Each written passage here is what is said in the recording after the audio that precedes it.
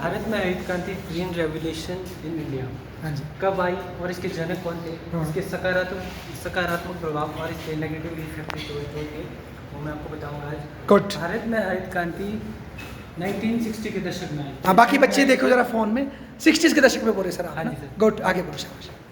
और इसका मुख्य उद्देश्य खाद्यान्न उत्पादन को बढ़ावा देना था। Good.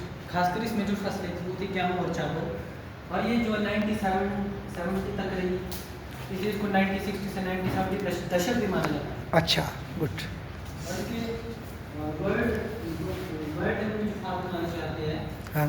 Father of green revolution. In India, हाँ। तो वो डॉक्टर नॉर्मन बोरलॉग। लिखेंगे बेटा वहाँ, शाबाश, सही बोला आपने, मैंने उस दिन बताया नहीं था, यहाँ है बेटे, कोई बात है, आराम से लिखो आप, अपना टाइम है। पूरे वर्ल्ड में जिस बंदे को ग्रीन रेवोल्यूशन का फादर कहा गया वो है डॉक्टर नॉर्मन बोरलॉग, अमेरिका के थे ये, है ना, doctor Norman Borlaug, world level के, ठीक है। भारत में स्वामीनाथन थे पर वर्ल्ड लेवल के थे नॉर्मन बोरलॉग, और आजकल भी खेती के नाम पे पुरस्कार देते हैं नॉर्मन बोरलॉग, आप देख सकते हैं, नेट में चेक करो, शक्ल दिख जाएगी आपको, है ना, अभी एक्सपायर हुआ कुछ टाइम पे। अब बोलो, शाबाश। और इन्हें विश्व में जो है हाँ। हरित क्रांति के जनक माना जाता है। गुड। भारत में हरित क्रांति के जनक डॉक्टर नहीं हाँ। है, MS स्वामीनाथन। हाँ, MS स्वामीनाथन, शाबाश, MS स्वामीनाथन, MS। अब बुद्धू स्वामी जो भी नाम है इनका, साउथ इंडिया के थे ये, MS स्वामीनाथन। और मैं बता दूं, जब पीछे कांग्रेस सरकार थी तो इनकी अध्यक्षता में एक आयोग बना था किसान के लिए, स्वामीनाथन आयोग, आप देख सकते हैं, कृषि के लिए बना था वो, कि कैसे किसान जो सुसाइड कर रहे हैं गरीबी की वजह से या कमी की वजह से, वो उससे बाहर आए, उसके लिए आयोग बना था, खेती पे काम करते थे ये, अभी चले गए कुछ टाइम पहले ये भी, MS स्वामीनाथन। आगे बोलो सर, शाबाश। और अपने देश में खाद्यान्न उत्पादन में को आत्मनिर्भर बनाने का जो मुख्य उद्देश्य था। और उसके बाद जो है ग्रीन रेवोल्यूशन के जो है HYB बीज महत्वपूर्ण। लिखो, शाबाश, बहुत अच्छी बात, लिखो HYB। ग्रीन रेवोल्यूशन में नई तरह के बीज लाए गए जिनको बोलते हैं HYB, शाबाश बेटे, बोलो बोलो, शाबाश, बाहर जाओ, सुन लो बेटा, कोई जरूरी होगा, कई आपके चाहने वाले होंगे, क्या होता है, बोलो। जिन्होंने की बहुत ज़्यादा महत्वपूर्ण भूमिका निभाई। हाँ, इसको फुल फॉर्म बोलते हैं बेटा, इसकी हाँ बोलो, हाई यील्डिंग वैरायटीज। हाँ, हाई यील्डिंग वैरायटी, अधिक उत्पादन वाली वैरायटी लाई थी इन्होंने, शाबाश।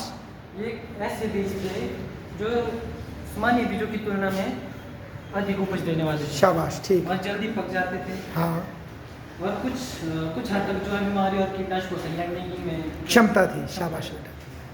और कारण हाँ। जो है ग्रीन रेवोल्यूशन की तो मतलब भारत में आने के जो कारण रहे, हाँ, क्यों लाया हमने, क्यों शाबाश। आई? खाद्यान्न की कमी थी। हाँ, 1960 में भारत में खाद्यान्न की भारी कमी आई। कमी आई। जो जरूरतों को पूरा करने के लिए जो है विदेशों से हाँ। अनाज आयात करना पड़ता था। शाबाश बेटे। और नंबर 2 है गरीबी और भुखमरी, शाबाश। क्योंकि उस टाइम जो है सेकेंड वर्ल्ड वॉर चला था, चला नहीं था, खत्म हो गया था। हाँ। तो उसके कारण जो है देश में गरीबी और भुखमरी आई। रुको भाई, आपने बहुत बड़ी बात बोली, मैं उस दिन बताना भूल गया। सेकेंड वर्ल्ड वॉर के दौरान इन अंग्रेजों ने क्या किया था, मैं बताऊँ आपको। इसकी सेना आ रही थी परे से, सुभाष चंद्र बोस और जापान की सेना आ रही थी मणिपुर होके, उसको रोकने के लिए इन डाकुओं ने क्या किया, इन्होंने सारा यहाँ का अनाज चक्का और इंग्लैंड भेज दिया, और बंगाल में अनाज बहुत महंगा हो गया बेटा, और 44 में बंगाल में फेमाइन आया, देखना आपने फोटो देखेंगे ना, रोने को हो जाएंगे, आप लोगों की हड्डियाँ बराबर है, और बाहर अनाज है पर खरीद नहीं सकते, महंगा हो गया, बहुत लोग भूख से मरे थे बंगाल में। और क्यों? क्योंकि अंग्रेज बाबू ने सारा अनाज चक्के के कहाँ ले गया, बाहर ले गया, ताकि सुभाष चंद्र बोस की सेना को ना मिले। तो बड़ा फेमाइन आया था, ये बहुत अच्छा बोला इन्होंने। उसी के बाद से भारत ने तय किया, आज़ादी के बाद हम लोगों को डिप्पू देंगे, क्या देंगे, डिप्पू व्यवस्था करेंगे। शाबाश बेटा, आगे बढ़ो। नंबर 3 जनसंख्या बढ़ी थी। हाँ। तेजी से जनसंख्या बढ़ रही थी, बढ़ रही थी। जो कि खाद्यान्न में कमी पड़ रही थी जिससे, और आधुनिक कृषि विधियों का विकास हाँ। के लिए भी जो मुख्य कारण था ये भी था। मैक्सिको में जो है गेहूँ की उच्च उपज देने वाली किस्में जैसे HYB जो यहाँ पे लिखा है का विकास हुआ, और वहाँ पे इसको सक्सेस मिली। हाँ, कहाँ से लाया था इसने, ठीक बोला लड़के ने, मैक्सिको से निकाली थी ये हाँ वैरायटी, जी। ठीक, शाबाश। जिसको देखिए बहुत से देशों ने इसको अपनाना स्टार्ट किया, शाबाश। इसमें भारत भी था। हरित क्रांति के जो सकारात्मक जो पॉजिटिव प्रभाव है वो है खाद्यान्न उत्पादन में वृद्धि हुई, विशेष रूप से जो है चावल और गेहूँ। वैसे तो इसमें मक्का, बाजरा भी था, बट जो विशेष रूप से तो वो चावल और गेहूँ थे। हाँ शाबाश। आत्मनिर्भरता हुई, पहले हमारे को जो है दूसरे देशों से आयात करना पड़ता था, और इसके बाद जो है हमारे को यहीं पे मतलब बहुत हो तो आयात की जो आवश्यकता नहीं रही। जब तक सर ये बता रहे हैं, कोई बच्चा फ़ोन में देखो कि 1963 में कितना पैदा होता था और 67 में कितना पैदा होने लगा, या 70 में कितना पैदा होने, तब पता लगेगा आपको कितने उत्पाद का परिवर्तन हुआ, कितने गुना बढ़ गया। और ये ठीक बोल रहे हैं, इसमें 2 ही मेन फसलें थी, चावल और गेहूँ, और तीसरा था मक्का, बाकी सब घुस गए, ये ज्वार बाजरा वगैरह हमने छोड़ दिए। 3 ही फसलें लोगों ने खाई, 2 मेन। शाबाश। किसानों की आय में सॉरी वृद्धि, अच्छा हम बोलो। किसानों की आय में वृद्धि, हाँ। आर्थिक विकास है, औद्योगिक विकास है, industrial- रुको, जब ये बोल रहे सर किसान की आय में वृद्धि, बताओ बोला बच्चों, ग्रीन रेवोल्यूशन पूरे भारत में हुआ था या कुछ विशेष जगह हुआ था? मैडम जी गैस वर्क, कोई भी बच्चा जिसको पढ़ा पता है, आपने पढ़ लिया, आज पढ़ा है, पढ़ क्या है, चलो कोई बात नहीं। बोले कोई ग्रीन रेवोल्यूशन पूरे भारत में हुआ था, कुछ विशेष इलाके में?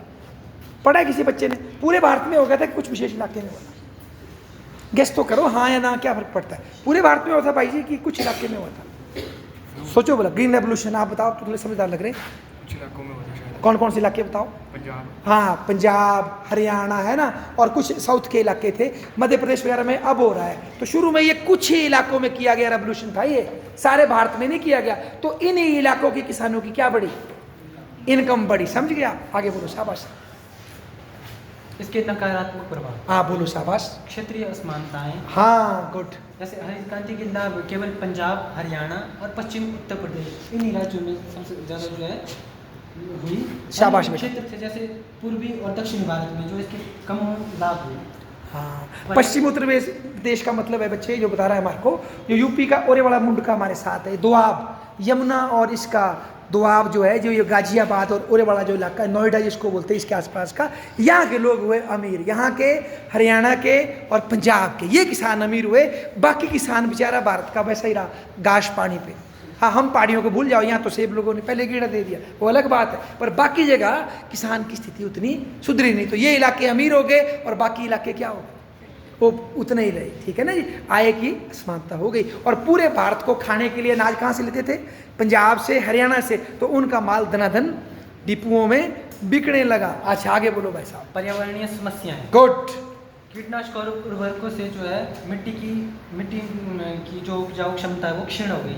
बिल्कुल। ये जो नए बीज लाए थे इसने, हमारे नॉर्मन बोरलॉग ने, थे तो अच्छे, पर इसमें लगता था पानी बहुत, और लगते थे छिड़काव। आज आप देखो, आप हिल जाएंगे देख के, भारत में हर साल कितने करोड़ के वो लगते हैं कीटनाशक, और कितने करोड़ के वो एक जो फसल को बड़ा करते हैं, क्या बोलते हैं उसको, उर्वरक।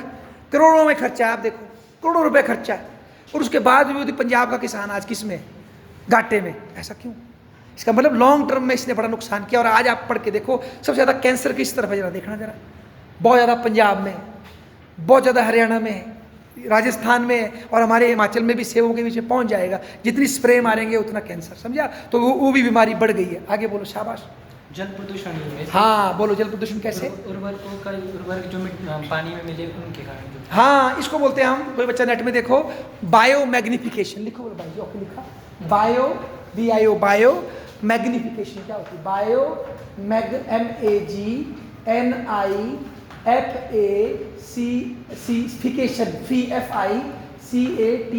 कोई बात नहीं, बाकी सीख लेंगे हम। बायो मैग्निफिकेशन, जैसे मान लो मैंने स्प्रे सटी पेड़ पे, छटाछट, क्या सारी लगती है स्प्रे? पढ़ना वाला यूट्यूब में वीडियो देखना, कुछ लगेगी, बाकी नीचे गिरेगी जमीन पे। फिर वहाँ से गाश पानी के साथ वो नीचे जाएगी, ज़मीन में जाएगी, नदी में जाएगी, नाले में जाएगी, जायरू में जाएगी, और वहाँ धीरे धीरे बढ़ती रहेगी। फिर मच्छी में जाएगी, मच्छी से आपके पेट में जाएगी, आपके पेट में और फूलेगी, या पहले चिड़ू खाएगा फिर आप मच्छी खा, इस तरह से, मतलब किसी भी तरह से वो बढ़ती जानी है वो, और बाद में वो क्या करेगी, आपको समस्या करेगी। तो इस तरह से पानी का स्तर खराब हो गया। और एक बात और जो भाई से थोड़ा बताएंगे शायद बाद में, क्या हुआ, इसमें पानी बहुत चाहिए था, पंजाब में नदी तो है नहीं, मतलब थोड़ी बहुत, वो तो यहाँ से नदियाँ गई, नहर के लिए लड़े, आपस में पानी चाहिए। फिर इन्होंने क्या किया, हर किसान ने अपने खेत में एक बड़ा बोका पा दिया नीचे को, ट्यूबवेल लगा दिया, ट्यूबवेल। उसके लिए बिजली चाहिए, बिजली कैसे कर दी किसान को? Free free free free.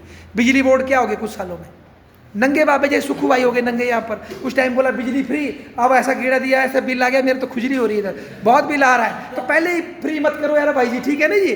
तो फ्री कर दी, फ्री हो गई, भरेगा कौन? दादू भरेगा। किसान, और किसान आप बताओ जिसके पास 2 बीघे की जिमी हो कितने लगाएगा? कई एकड़ की जिमी उसने गेड़े लगा के रखे हुए। गरीब आदमी तो ऐसे भी कम लगाएगा। और पंजाब में जो शेड्यूल कास्ट के लोग थे बेचारे गरीब लोग, उनके पास जिमी कम थी, उनकी जिमियाँ सारी बिक गई क्योंकि महंगी थी भाई, फसल लगनी इतना आसान नहीं था, बहुत इनपुट लगता था, उनकी ज़मीनें सारी बिक गई, सारी ज़मीनें जिमीदारों ने ले ली और वहाँ वो बिजली फ्री लगाने लगे और धीरे धीरे इतना पानी निकाला इन लोगों ने। आजकल आप देख सकते हैं पूरे उत्तर भारत में जल्दी वो हो जाएगा, रेगिस्तान का खतरा हो गया है। क्यों? सब ने पा दिया बोका ज़मीन में और पानी कट रहे हैं, किसके लिए? फसल के लिए। जब घास हो रहा है तो नीचे जा नहीं रहा पानी, पर निकालने को जोर दिया है। तो आप जो इसको क्या बोलते हैं ज्योग्राफी वाले बच्चों, जो पानी में ज़मीन में पानी होता है, कौन सा पानी होता है ज़मीन में? हाँ, ग्राउंड वाटर। ग्राउंड वाटर जो है वो कंटिन्यू रिड्यूस हो रहा है, एक्सट्रैक्ट ज़्यादा कर रहे हैं आप। इससे क्या होगा, कुछ सालों में ही पंजाब हरियाणा और यहाँ डेजर्टिफिकेशन हो जाएगा, डेजर्ट हो जाएगा। ये आप पढ़ सकते हैं, ग्राउंड वाटर बहुत बड़ी समस्या है। एक नेशनल ग्राउंड वाटर बोर्ड होता है, उसकी रिपोर्ट पढ़ के देखो आप, बुरी हालत है। इवन हमारे ये शमशी मॉल मूल, इनको कभी इनकी पूंगी बच जानी है, ये इन्होंने बोके पाए हो ज़मीन में, मॉल शमशी, ठीक है जी। क्यों? बोके तो पा दिए, निकालो, पर सब जगह लेंटर पा दिए, सब जगह सड़कें पक्की कर दी है, पानी शुरा शुर नीचे जा रहा है और तुम निकाले जा रहे हैं। और पता क्या होता है, जैसे ही वाटर का टेबल ज़मीन के नीचे कम आता जाएगा ना, जितना बोरवेल नीचे जाएगा उतने खतरनाक आर्सेनिक और एक और होता है 2 तरह का, वैसा पानी आएगा बाहर। और कई जगह तो इंडिया में लोगों के दांत ना फ्यूने हो गए, उसको कोई कौन सा पानी से होते हो, बीमारी होती है, वो पानी पिएंगे ना फिल्ले हो जाएंगे। आर्सेनिक और 2 तरह का पानी है, मतलब जितना ज़मीन के अंदर छुपा हुआ पानी उसका स्तर कम होगा, फिर उस पानी को आप पिएंगे, उसमें जहर ज़्यादा है। ये बहुत बड़ी समस्या है भारत में इसकी, क्योंकि आपको पता नहीं होगा भारत में जो मैक्सिमम खेती होती है प्यारे बच्चों, उसमें से 70-80% खेती किससे होती है? ज़मीन के पानी से। चेक करके देखो, घुसी तो नहीं मार रहा बंदा, ठीक है जी। और उसे क्या होगा, वो सूख रहा है, आप रिचार्ज कर नहीं रहे, कटने को आपने क्या दिया हुआ है, घेड़ा। कब तक चलेगा ये काम, ठीक है जी। और बाकी सारी सड़कें पक्की कर दी है, नदी आती है छिड़ी करके ले जाती है। नहीं तो अगर वो ज़मीन में रुचता तो तब ठीक होता, वो है नहीं। तो ये भी समस्या होगी पंजाब में, ठीक है। आगे बोलो बड़े भाई। सामाजिक और आर्थिक असमानता, गुड। बड़े जमींदारों किसानों को इसके जो लाभ हुए, और जो छोटे थे उन लोगों को जो है इसके कम लाभ हुए, जिसके कारण सामाजिक और आर्थिक असमानताएं रही। बिल्कुल ठीक बोला बड़े भाई आपने कि पंजाब में क्या हुआ, जो छोटे छोटे किले वाले जो बेचारे रामदासी थे, गरीब लोग थे, उनकी जिम्मियाँ बिक गई, उनसे नहीं चली वो बेचारी, वो सब अमीर लोगों ने ले ली थी। और आज जो ये किसान के नाम पे धरने करते, बड़े बड़े जिम्मेदार है, बड़े बड़े किलों के मालिक है, और गरीब आदमी उनके खेत में क्या करता है काम। पर वही गरीब आदमी उनके लिए धरना करने भी आता है। क्यों आता है? नहीं करेगा तो भाई की शादी को पैसा कहाँ से आएगा, बाप के इलाज के लिए पैसा कहाँ से आएगा, फिर उसके खेत में काम भी करना है। और अभी कुछ दिन पहले पंजाब में जो दलित लोग हैं वो लड़ रहे हैं किसके लिए? जो गाँव की ज़मीन थी उसका 33% उनकी आबादी के हिसाब से हिस्सा उनका था, वहाँ भी वो जिम्मेदार उनको ज़मीन नहीं दे रहे। क्यों? क्योंकि अगर इनको अपनी ज़मीन मिलेगी तो हमारे खेत में काम कौन करेगा? समझ रहे हैं आप? उनको गुलाम चाहिए काम करने वाले। तो इस तरह से सामाजिक असमानता बहुत फैल गई और बाद में वहाँ साला वो चल पड़ा, खालिस्तान का आंदोलन चल पड़ा भारत के खिलाफ, खालिस्तान। और वो किसने चलाया?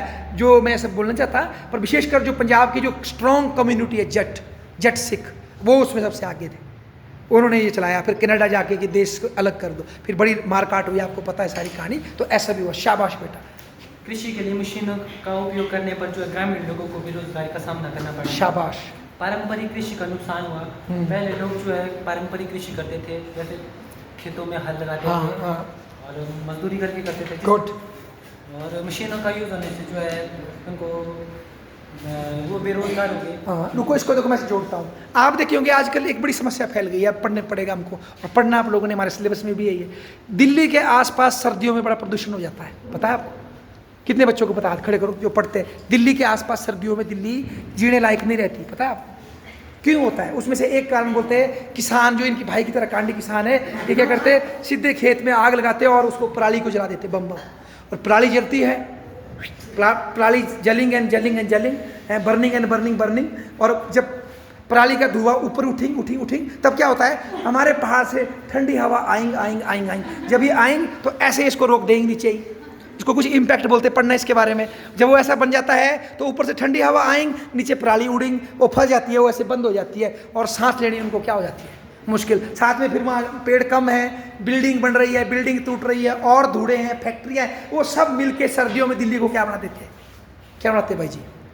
नर्क। समझते हैं आप? इसको पढ़ना आपने। एयर क्वालिटी इंडेक्स क्या होता है? एयर क्वालिटी इंडेक्स, ये लड़की पढ़ेगी डोनियल, आप पढ़ के आना क्या होता है ये एयर क्वालिटी इंडेक्स और दिल्ली में क्या सीन है, इसको पढ़ो। तो वो खराब हो गया। पहले क्या होता था, पहले होते थे हमारे पास गोरू, क्या होते थे, गोरू होते थे, उनके पास भी गोरू ही बोलते हो, जो बोलते होंगे डंगर बोलते हो, डंगर होते थे। तो डंगर खाते थे, प्राणी खाते थे और मल करते थे बढ़िया, और क्या गोबर बढ़िया घास बनता था। अब उन्होंने बोला रहा गोरू कौन पाले, लाओ मशीन दे, गेड़ा छटा सट, ठीक है जी। तो अब आप बोलेंगे सर तो अब क्यों नहीं काटते वो, अब वो जो बिहारी है उनके पास, बिहारी से कटवाएंगे तो कमाना क्या, उसको दिहाड़ी देनी पड़ेगी, तो इसलिए बोलते सीधे क्या लगाओ इसको आग, और मशीन से काटना तो उसके लिए पैसे चाहिए, मशीन तेल से चलेगी, तो इसलिए आज गोरू बचे नहीं, तो उन्हें सीधा गेड़ा देते हैं, वो आग लगाते हैं, और उसको गोबर तो है नहीं तो क्या ठोकते हैं, केमिकल चकाचक ठोकते हैं। तो एक तो गोरू उड़ा दिया आपने, है ना, और ऊपर से ये, और देखो 70 सालों से वहाँ कौन सी खेती हो रही है, गेहूँ नाल चावल, सदियों से वहाँ ऐसी खेती नहीं होती थी, वहाँ होती थी बाजरा, मक्का, जौ और चीज़ें भी लगती थी जिसमें कम पानी लगता था। पर अब क्या हो गया, मोनोक्रॉपिंग, 2 ही फसलें लगेगी, या गन्ना ठोकेंगे लगा के, खूब पानी लग रहा है उसमें, तभी तो आज ये बात उठ रही है, आपने पढ़ा होगा शायद पीछे। अब हमारी सरकार ये बोल रही है ये चावल और गेहूं कम लगाओ, अब लगाओ मिलेट। क्या लगाओ, मिलेट क्या होता है बताओ जरा हिंदी में, समझता नहीं मिलेट, ए बाजरा, कोदा, क्या होता है मिलेट हिंदी में बताओ, मोटा अनाज क्या बोलते हैं इसको, मिलेट को हिंदी में। इसको लगाने को फोकस कर रहे हैं। अभी इंडिया ने इसको मनाया इंटरनेशनल ईयर ऑफ मिलेट। ये बाजरा, रागी, जौ जो होते हैं, ये क्या बोलते हैं इसको बच्चे हिंदी में, मिलेट को क्या बोलते हैं हिंदी में, पता नहीं है, बाजरा ही बोलते हैं। अरे नहीं, मतलब इस तरह के लगाने बहुत सारे ये मोटे मोटे अनाज जो कम पानी से होते हैं, ठीक है, और उसको पानी कम लगता है और पोषक बहुत है ये। आपको पता है आजकल भी हमारी बहुत सी बेटी लड़कियां खून की कमी है आपके अंदर, जबकि खाना खूब खाते हैं आप, घर में बहुत देते, रोटी अचार छोड़ के आती है आप, मैं नहीं खाऊंगी, ठीक है जी। क्यों है भाई, क्योंकि तुम जो क्या खाते हैं, जो रोटी खाते हो उसमें दम ही नहीं, रोटी में, उस रोटी में दम ही नहीं है। पुरानी कोई भी औरत जब उसके बच्चा होता था वो दवाई नहीं खाती थी जो आशा आंटी देती थी ना, कौन सी दवाई देती है, खून बढ़ाने वाली दवाई, पुरानी कोई बेटियां नहीं खाती थी, क्योंकि वो खाती थी कोदा, बाजरा, कोई कुछ और, तो सॉलिड होती थी वो।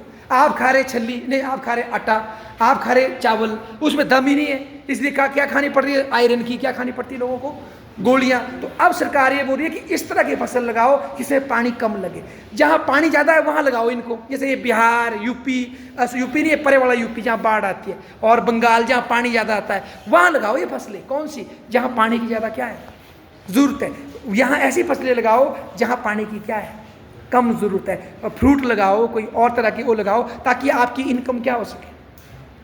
हर साल ये किसान सरकार को मजबूर करते हैं, और करोड़ों रुपए का सरकार को क्या खरीदना पड़ता है इनसे, अनाज, फिर डिपू में आके डाकू बदमाश चोरी करते हैं, घाटा ही घाटा है ना। और अब लोग भी डिपू से कम ले रहे हैं क्योंकि लोगों के थोड़े पैसे हो गए, लोग बोलते हैं मैं तो कुछ और खाना चाहता हूँ, चाऊ माऊ खाना चाहता हूँ, कुछ और खाना चाहता हूँ, कोई जूस पीना चाहता हूँ, खाना नहीं खा रहा है, और वो अनाज सड़ रहा है या बाहर जा रहा है, ठीक है जी। तो इसके नुकसान हो रहा है ना, देश के ऊपर कर्जा पड़ रहा है। और कोई पॉइंट है तो बताओ दोस्त, ठीक है, ताली बजाने के लिए भाई जबरदस्त।